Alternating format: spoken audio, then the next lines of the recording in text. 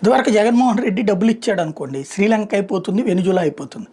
అదే చంద్రబాబు గారు ఏదన్నా ఉచిత పథకం పెట్టారనుకోండి, రాష్ట్రం సింగపూర్ అవుతుంది, అద్భుతమైన అభివృద్ధి చెందుతుంది. ఇదివరకు ప్రతి మహిళకి ఏడాదికి 18,000 రూపాయలు చొప్పున, అదే ఈబీసీ కాపు నేస్తం ఇట్లాంటి వాళ్ళకి 15,000 రూపాయలు చొప్పున డబ్బులు ఇచ్చుకొచ్చాడు జగన్మోహన్ రెడ్డి. దాంతో రాష్ట్ర నాశనం అయిపోతుంది, రాష్ట్రాన్ని అమ్మేస్తున్నారు అంటూ ప్రచారం చేశారు. అదే ఇప్పుడు వచ్చేటప్పటికి ప్రజలకు ఎంత ప్రయోజనం అవుతుంది, మహిళలకు ఆర్థిక భరోసా అట. ఏంటది? ఉచిత బస్సు పథకం ద్వారా ప్రతి మహిళ 4,000 రూపాయలు ఆదా మిగిలిపోతుందట. వాళ్ళకి ఏది ఇతర ప్రదేశాలకు వెళ్ళడానికి కానీ ఇవన్నీ, అట్లాగే పుణ్యక్షేత్రాలకు వెళ్ళాలనుకుంటే వెళ్ళిపోవచ్చు, డబ్బులు లేకుండా వెళ్ళిపోవచ్చు. అట్లాగే పక్క ఊళ్ళకి వెళ్ళాల్సిన వెళ్ళిపోవచ్చు. టోటల్గా నెలకి 4,000 రూపాయలు ప్రతి మహిళకి ఖర్చు అవుతుందట ఛార్జీల రూపంలో. ఆ ఛార్జీలు మిగిలిపోతున్నాయి.